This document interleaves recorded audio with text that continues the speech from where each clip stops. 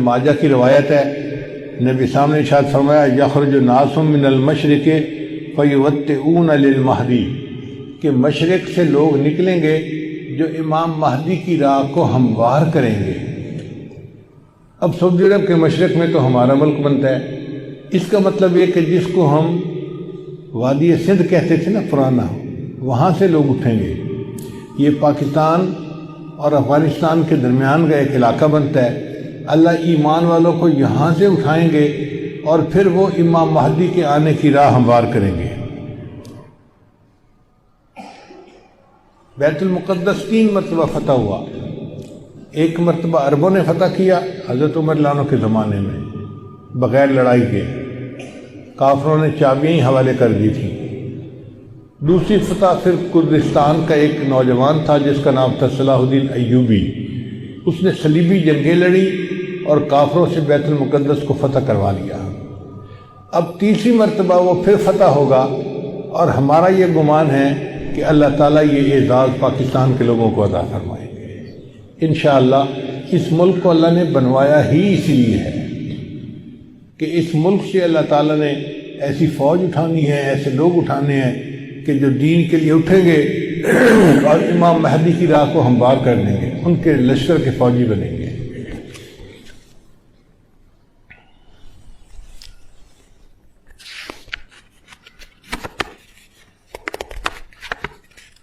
علامہ اقبال نے بہت خوبصورت شعر کہا ہے فارسی میں، خضر وقت از خلوت دشت حجاز آید بروں۔ خضر وقت سے مراد امام مہدی۔ خضر وقت از خلوت دشت حجاز آید بروں، کاروان زی وادی دور و دراز آید بروں۔ یعنی زی عظیم یہ کارواں جو ہے نا یہ دور دراز سے آئے گا اور حجاز کے اندر آ کر یہ برآمد ہوگا۔ حدیث مبارکہ میں بھی ہے کہ امام مہدی آئیں گے مگر وہ چھپے ہوں گے، اپنے آپ کو چھپائیں گے۔ پہلے مدینہ طیبہ میں ہوں گے مگر وہ وہاں سے مکہ مکرمہ اس لیے آ جائیں گے کہ لوگ مجھے پہچان نہ لیں، چھپ رہے ہوں گے لوگوں سے کہ لوگ مجھے دیکھ نہ لیں، پہچان نہ لیں۔ لیکن جب مکہ مکرمہ میں وہ طواف کر رہے ہوں گے تو وہ حجر اسود کے قریب آئیں گے تو ایک غیب سے آواز آئے گی کہ لوگوں یہ مہدی ہیں، تم ان کی بیعت کر لو۔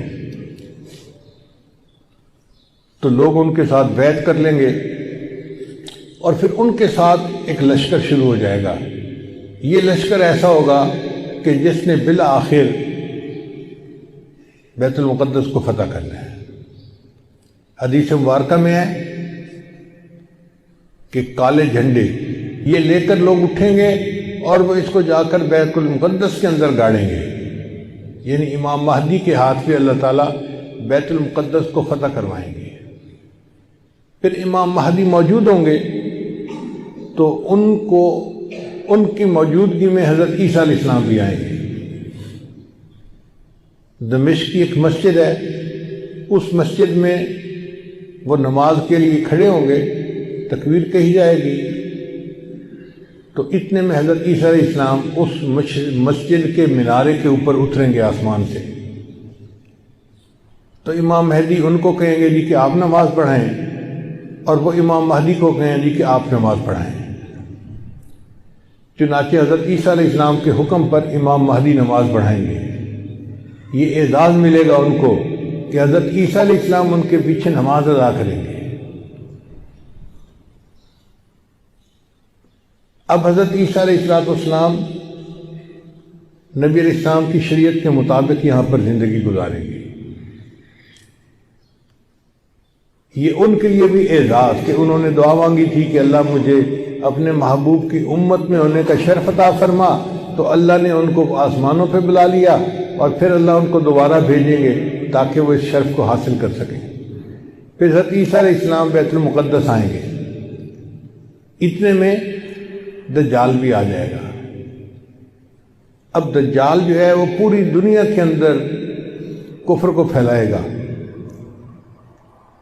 اس کے پاس ٹیکنالوجی ایسی ہوگی کہ بارش برسے گی، کھیتیاں زیادہ ہو جائیں گی، پھل زیادہ ہو جائیں گے اور لوگ اس کے پیچھے لگ جائیں گے مادی وسائل کی وجہ سے۔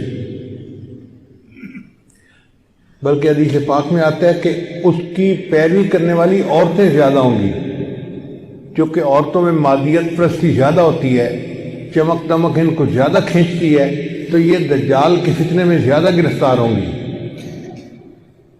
پھر حضرت عیسیٰ علیہ السلام کو جب پتہ چلے گا تو وہ دجال کی پیچھا کریں گے کہ اس کو قتل کریں۔ اب دجال وہاں سے بھاگے گا، تو بھاگ کے کہاں جائے گا؟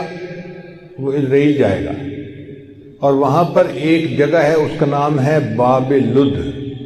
اس وقت بھی اسرائیل میں ایک ایئرپورٹ ہے، اس کا نام ہے لد ایئرپورٹ، شہر کا نام بھی لد ہے، اور اسرائیل والوں نے وہاں پر ایک دروازہ بنایا ہے، اس کے اوپر انہوں نے باقاعدہ لکھا ہے باب لد۔ 1400 سال پہلے نبی علیہ السلام نے فرما دیا کہ اس جگہ پر دجال پہنچے گا تو عیسیٰ علیہ السلام وہاں پر اس کو قتل کر دیں گے۔ بہت عرصہ میں یہ سوچتا رہا کہ دجال نے بھاگنا تھا تو کہیں پہاڑوں میں روپوش ہو جاتا، رشیا کے پہاڑ ہیں، دوسرے ملکوں میں پہاڑ ہیں، پہاڑی سلسلے تو بہت ہیں پوری دنیا میں، تو یہ مقام لد کا کیا معنی؟ بعد میں بات سمجھ میں آئی کہ لد کا جو ایئرپورٹ ہے نا وہ اسپیس پورٹ بھی ہے، یعنی وہاں سے جہاز بھی اڑتے ہیں اور وہاں سے خلائی گاڑیاں بھی اڑ کے خلا میں جاتی ہیں۔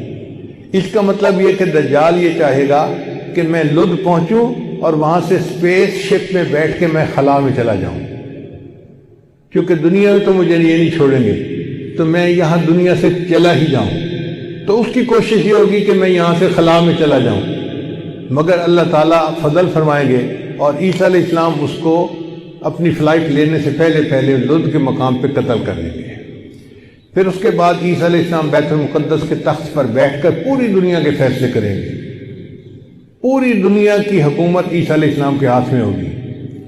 پھر عیسیٰ علیہ السلام صلیب کو توڑیں گے اپنے ہاتھوں سے، اور پھر یہود و نصارہ میں جو ان کی مخالفت کرے گا اس کو قتل کریں گے، حتیٰ کہ ایک ایسا وقت آئے گا کہ پوری دنیا میں ایک بھی بندہ غیر مسلم نہیں رہے گا، سارے مسلمان ہوں گے۔